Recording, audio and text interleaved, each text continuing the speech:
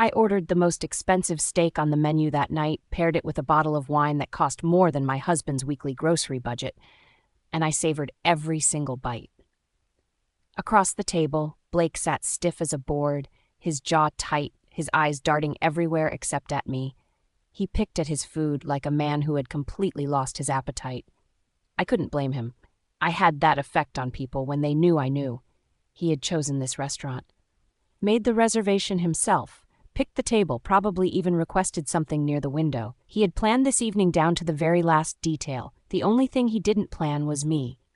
I wasn't supposed to be here tonight.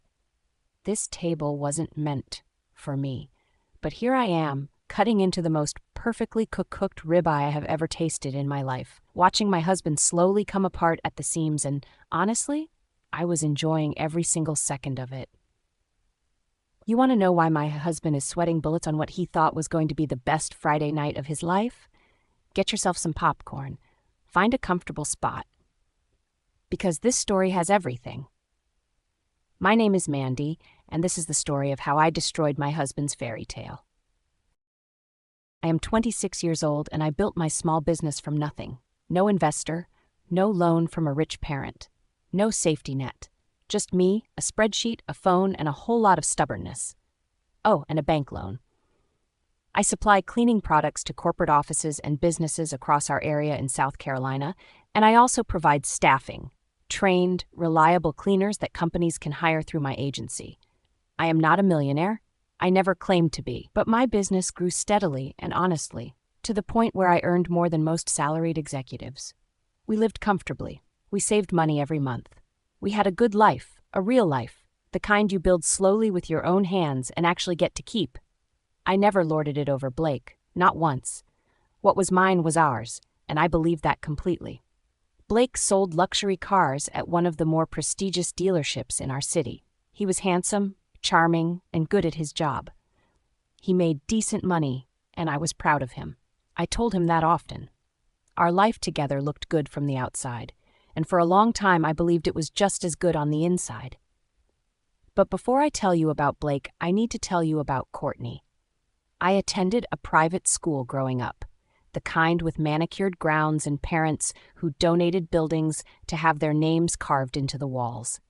Courtney's father, Scott, was one of those parents, a self-made millionaire, a major benefactor of the school, and Courtney made absolutely certain that everyone knew it. She was the it girl, beautiful, polished, surrounded by a circle of girls who laughed at everything she said. She ruled that school with absolute authority and zero accountability. I was not her target at first. I was just another student, keeping to myself, focused on my future. Then came Jordan. Jordan and I were lab partners in chemistry. That was the entirety of our crime. We sat next to each other, worked on our assignments together, and one afternoon Courtney walked past and saw us laughing about something our teacher had said. Jordan was Courtney's ultimate crush. She had claimed him the way she claimed everything, loudly and without asking. And in her mind, the fact that he was laughing with me was an act of war. The bullying started the next day. Comments just loud enough to hear. Notes in my locker.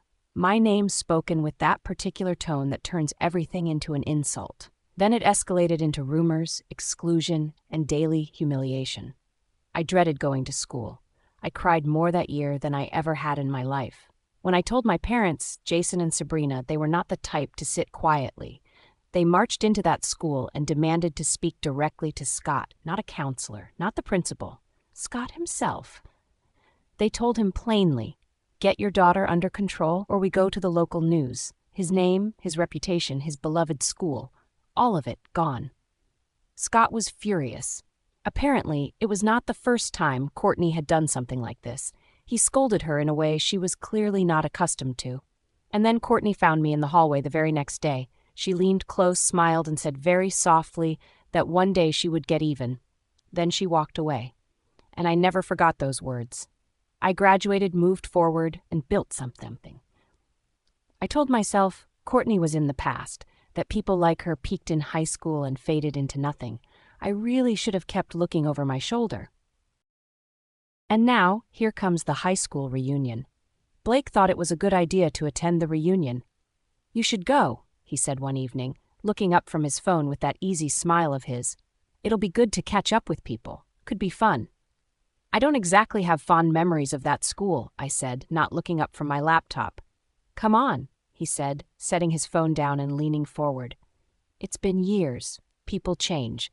Besides, he added, and I caught the shift in his tone, the slight sharpening of interest, there are going to be some seriously wealthy people in that room.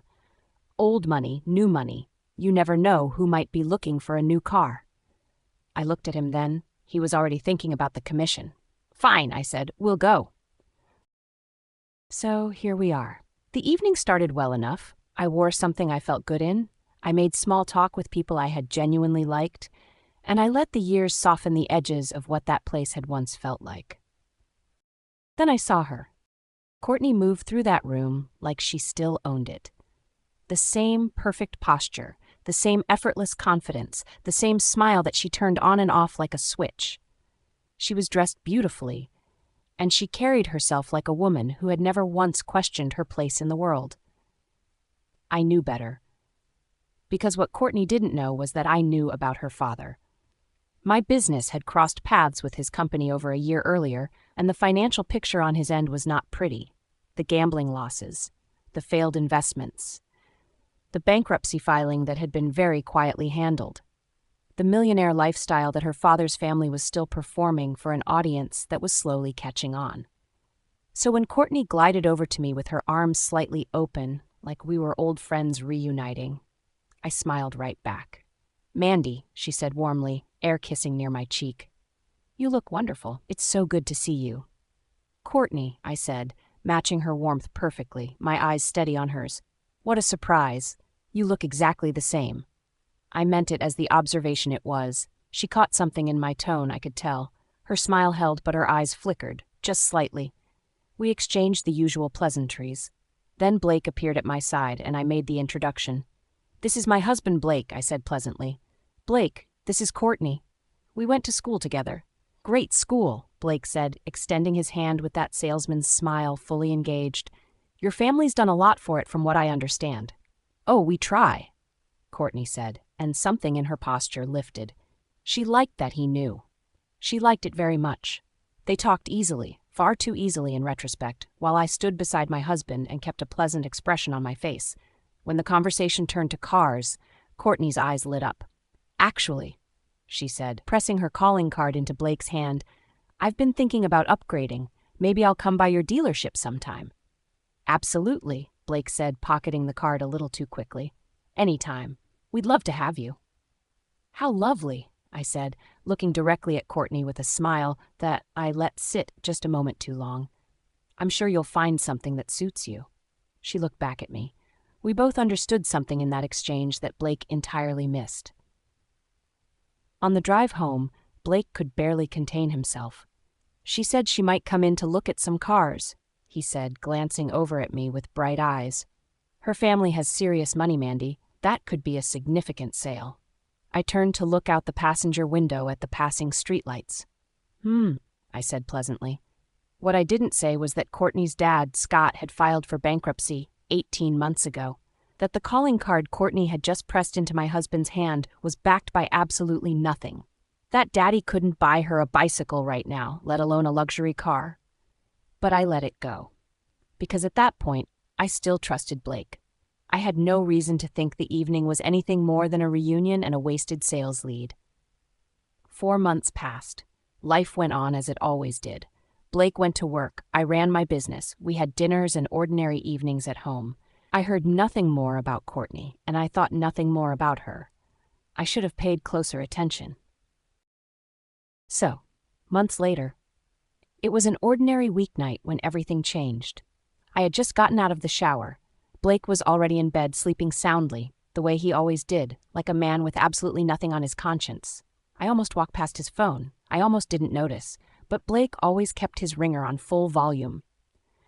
That iPhone ringtone was a constant in our house, loud and impossible to miss. He never silenced it.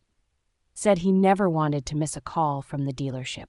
Tonight, it was silent, just a faint vibration against the nightstand. I leaned over and looked at the screen. Miss you, babe, from Courtney.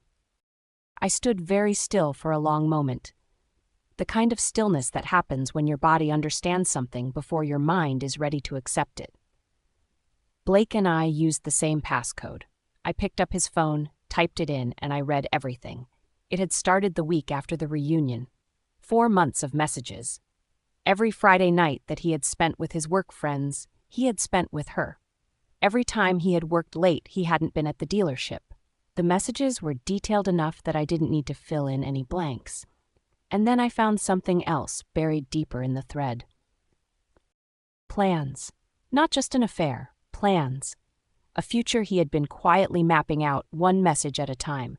He was going to leave me. He had written about it plainly, about the life he wanted, the life he felt he deserved. And he had attached that life entirely to Courtney and the wealth he assumed was waiting for him on the other side. I sat on the edge of the bed in the dark, and I felt both things at the same time. The heartbreak landed first, because I had loved this man. I had built my life beside him, genuinely and without reservation. And at the very moment he was planning his exit, I had been planning a surprise. We had been looking at houses together. There was one we had both admired, a little larger, a proper yard, room to grow into. My business had done well enough that I had quietly moved forward on it alone. I was going to hand him the keys on our anniversary. I had imagined his face. I had thought of it as our beginning. He had been planning an ending. I wasn't a millionaire. I knew that, and I never pretended otherwise, but I was building something solid and real, something that was ours, something that would last. And he had looked at all of it and decided it wasn't enough. He wanted the fantasy version of wealth, the kind that comes with a last name and a father's fortune. What he didn't know, what he had never bothered to find out, was that the fortune was gone. Scott had gambled away millions. He had filed for bankruptcy. The lifestyle Courtney was still performing at that reunion, the confidence, the calling cards, the talk of upgrading her car, was exactly that, a performance.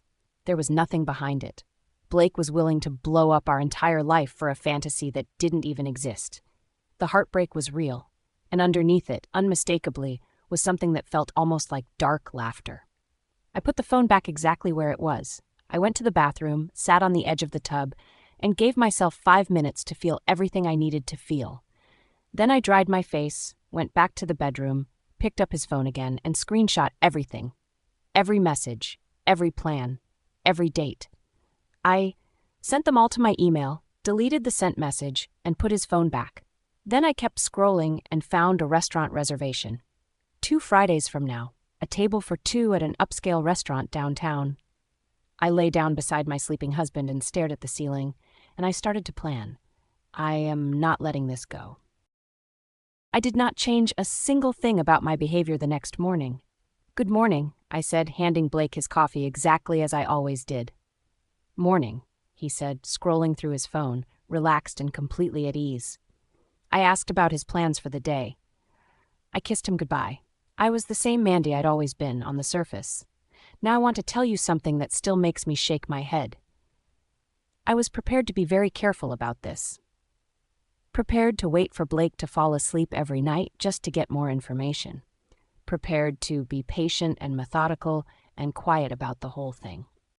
Then I remembered the iPad, Blake's iPad, sitting right there on the coffee table in our living room, with Instagram on it, logged in, notifications on, the same Instagram account he had been using to message Courtney, thinking he was so clever, thinking no regular texts meant no evidence. I picked it up and there they were, every message, every plan, every pet name, and every date playing out right in front of me in real time. I almost laughed out loud. This fool forgot about the iPad. I didn't have to sneak around in the dark. I didn't have to wait for him to fall asleep. I just had to sit on my own couch in my own living room and watch the whole thing unfold like a live broadcast. And that is exactly what I did for the next 2 weeks. The first Friday came. I watched him get dressed with a little more care than usual, a nicer shirt, the cologne he only wore on special occasions.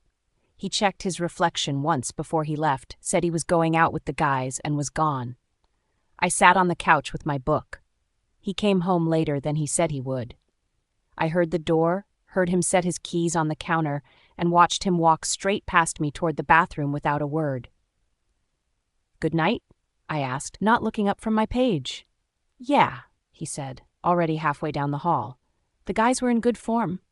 Glad you had fun, I said, and turned the page. I listened to the shower run and I felt both things at once. The sadness sitting heavy and quiet in my chest, and underneath it, something cold and focused that was already making plans. I can't be with someone who already decided to leave me. Meanwhile, on the iPad, I had been watching everything unfold in real time all week. Every message, every plan. I watched him confirm the restaurant reservation on Tuesday. Watched him and Courtney go back and forth about what she should wear. Watched him tell her she was going to love the place. I screenshot everything.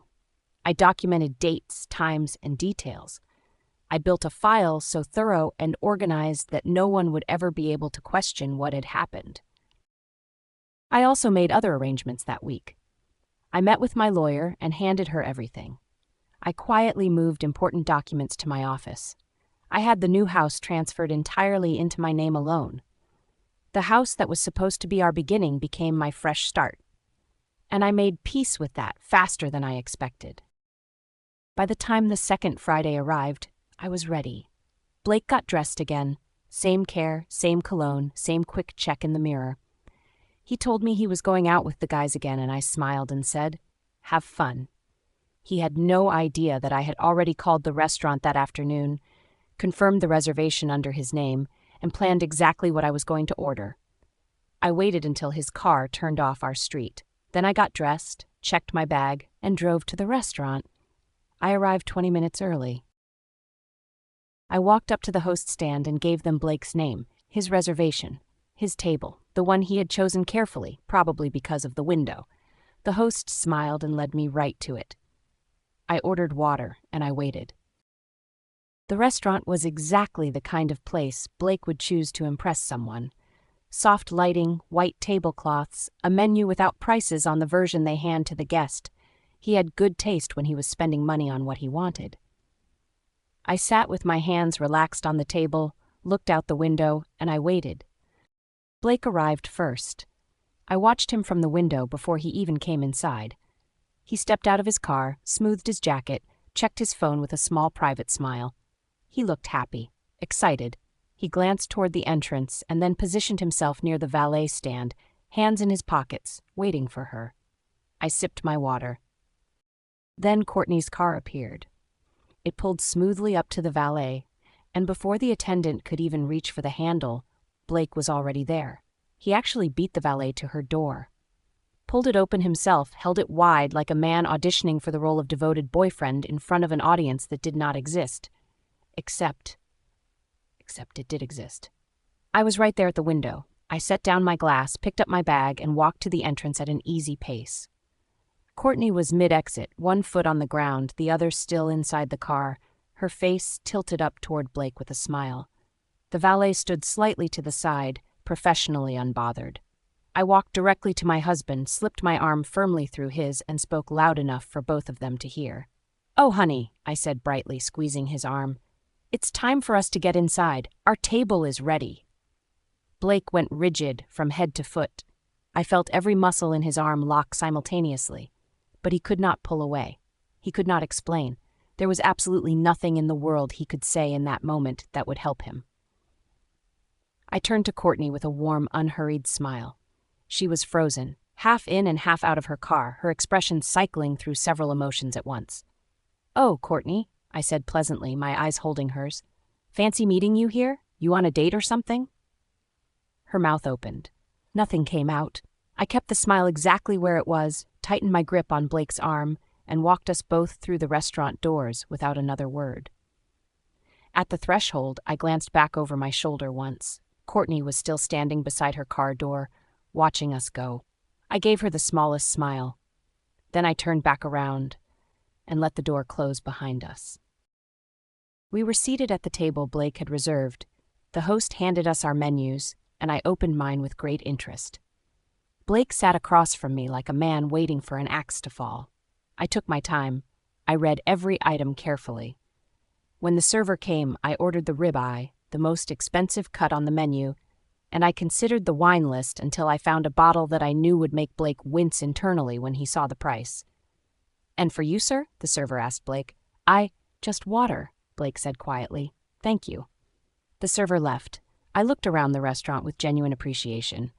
"This is a beautiful place," I said pleasantly. "Great choice." Blake said nothing. His hands were flat on the table. I talked about the lighting, the music, the way the room was arranged. I was warm and unhurried, and with every passing minute, I watched my husband's composure deteriorate further. His phone buzzed in his pocket, then again, then a third time. I watched his face each time. He did not reach for it. My steak arrived, and it was excellent. I told the server so. I poured the wine, took a slow sip, set the glass down, and looked at my husband with my full attention for the first time that evening. "Blake," I said calmly, "I know everything." He blinked. "I know about Courtney," I said. "I know it started the week after the reunion. I know about every Friday night, every working late, every text message. I have all of it, documented and dated, already with my lawyer." He opened his mouth. "And I know you were planning to leave me for her," I continued, my voice completely even. "I know you thought she came from money. I know you had this whole future mapped out in your head." Blake closed his mouth again. He looked like a man who had run completely out of road. "I'm not a millionaire, Blake," I said. "I never pretended to be, but I was building something real, something solid, something that was ours, and you looked at all of it and decided you wanted more." I paused. I hope it was worth it.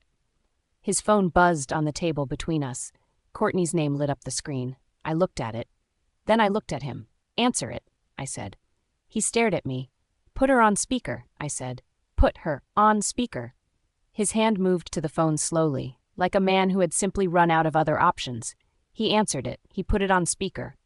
Courtney's voice filled the space between us, impatient and sharp.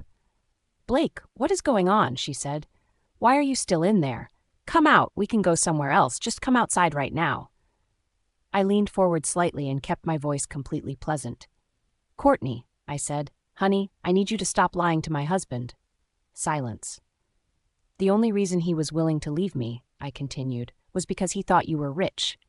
He thought he was upgrading to a millionaire's daughter. But we both know that's not quite true anymore, don't we? Daddy lost his millions gambling. He filed for bankruptcy. There's nothing left." Nothing from the other end of the line. Around us, the restaurant had gone very quiet. I was aware of nearby tables, of eyes drifting in our direction, of the particular silence that falls when strangers realize they are witnessing something real. "I remember you told me a long time ago that you would get even with me," I said. "I want you to know I remember that." "Well, congratulations, Courtney. You got yourself a gold digger boyfriend." I glanced at Blake, then back at the phone. "Both of you fools deserve each other." I let that sit for exactly 1 moment. "Good luck," I said. I stood up. I placed my napkin neatly on the table. I picked up my bag. "My lawyer will be in touch," I said to Blake, who had not moved, who was still sitting there holding the phone with Courtney's silence on the other end of it and an entire restaurant looking at him. I walked out without looking back. Not at Blake. Not at the other tables. Not once. I drove home, collected the bags I had packed earlier in the week, and stood in the doorway of the house one last time. Not out of sentimentality, just to make sure I had everything. I did. I left my key on the counter, pulled the door shut behind me, and drove to my house. The one I had bought. The one that was going to be a surprise, a beginning, a gift for a man who had been planning to leave me the whole time. It was quiet inside, and it was entirely mine. I sat in the living room in the dark for a little while, and I let myself feel both things one last time. The sadness, real and honest, for the marriage I had believed in and the man I had loved. And underneath it, persistent and almost ridiculous, the laughter. Because Blake had thrown away something real for something that had never existed. When it passed, I went to bed and slept better than I had in weeks. I met with my lawyer that weekend, and she used the word thorough when she looked up from everything I had given her. In South Carolina, adultery matters in divorce proceedings. It limits what the unfaithful spouse can claim, and it weakens their standing considerably. Blake's carefully imagined future, the one where he walked away from our marriage into something better, did not survive contact with reality or with South Carolina family law. Courtney was named in an alienation of affection claim. In this state, the person who deliberately interferes in a marriage can be held legally responsible. Courtney had done it deliberately. My documentation made that very clear. Scott's bankruptcy meant the debt his company owed, mine had been largely discharged. I was not going to collect that money. But that was a business matter, and I had already accounted for it. What I had not lost was anything that was actually mine. Blake went back to his parents' house. The comfortable life, the stability, the savings, the home I had been quietly building for us, none of that went with him. He was a car salesman facing divorce proceedings and legal costs he had not anticipated when he made his plans. The commission from Courtney's car, the sale he had been so excited about the night of the reunion, never materialized. There was no car. There was no money. There was only the bill for the evening he had planned so carefully, the one where he ended up sitting alone at a restaurant table while his wife walked out and an entire room watched. Courtney got what she wanted. She got Blake. The walking ATM she had been counting on was now a man paying lawyers and losing cases, living with his parents, and coming to terms slowly with the fact that he had left a woman building something real for a woman performing something that no longer existed. The wealthy men in our city had already learned to avoid Courtney long before any of this happened. Word travels in those circles. Now everyone knew the rest of the story. The it girl from the private school, the daughter of the benefactor, the girl who had ruled the hallways and made my life miserable and promised me, with absolute certainty, that one day she would get even. She ended up with a broke car salesman, a bankrupt father, and a reputation that no amount of her old confidence could restore. As for me, I went back to work on Monday. I had contracts to manage, staff to coordinate, invoices to send. My business did not pause for my personal life, and I was grateful for that. It had always been the thing I could count on, the thing I had built with my own hands, and it was still there, solid and entirely mine. The new house needed furniture. I spent a Sunday afternoon in a home store choosing things I actually liked for rooms that were completely my own. It was a quiet day, and surprisingly, it was a good one. I thought about Courtney's words sometimes in the months that followed. One day I will get even. She thought she was settling a score. I was the one who settled everything. So, that's our story for today. If you enjoyed this one, please like and subscribe. It means the world to this little channel, and it helps me keep going. I also want to know, where are you listening from? Leave it in the comments. You'd be surprised how far these stories reach. This is Melodic Vengeance. Thank you for listening. I'll see you on the next one. Take care, okay? If you enjoyed this video, hit that like button and drop a comment below. Don't forget to follow for more content just like this. Thanks for watching. Catch you next time.